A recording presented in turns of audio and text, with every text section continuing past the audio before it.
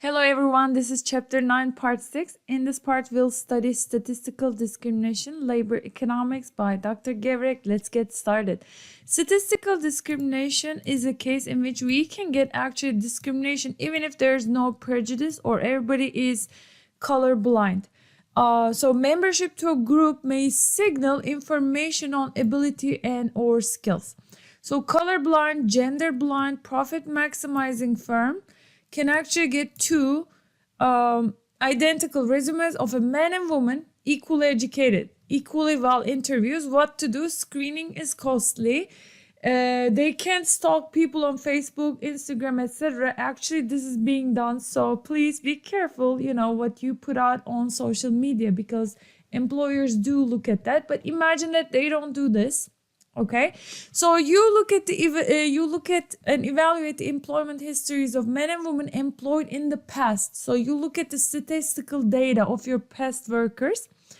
Okay, so you review the statistical record of men and women. So what you find is that women employed in the past left at age 29 to have kids or raise kids in your company. I'm not saying this happens all the time. Okay, so you can't ask the female worker or male worker if they're married, if they like kids, if they already had kids, if she can have kids or he can have kids, right? So what you think is that, okay, probability of quitting for women is higher than the probability of men quitting to have families in the past, right? Based on my poll. So therefore, I'm going to offer the job to the male candidate. This is called statistical discrimination. Statistical discrimination is again based on the treating an individual based on the membership of a group or knowledge of a group, that group's history.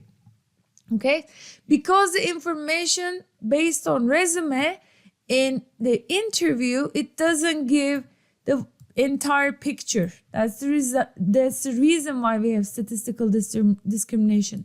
There's uncertainty. So employer therefore uses statistics about the average performance of the group to predict one's productivity. Okay, so for instance, Harvard graduate versus University of Phoenix graduate. So I don't even know if University of Phoenix is still in business, but University of Phoenix is a for-profit college.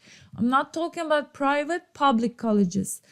For-profit college. These are considered more predatory universities. And Harvard University, we all know. So Harvard graduate versus University of Phoenix graduate. I would go with Harvard graduate if based on in the past Harvard graduates did much better. So applicants from high productivity groups will benefit from their membership. Okay.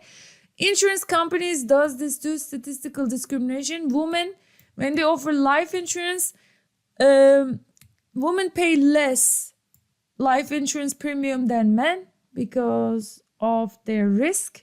Same thing happens to teenage drivers. Teenage drivers pay less.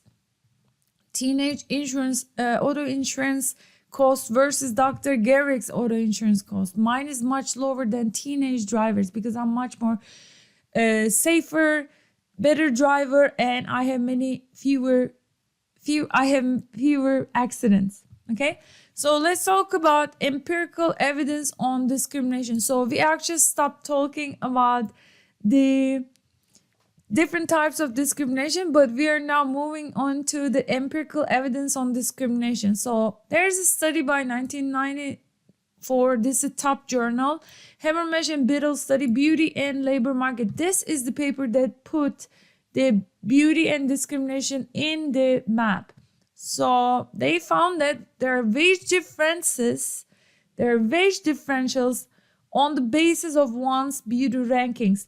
They found that US American men with above average looks, they make 4% more than the average man. Ugly men,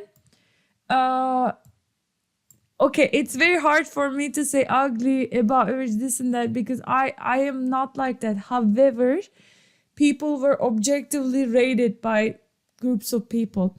According to their study, ugly people made actually 9% less. So there's a huge punishment for looking below average for American men.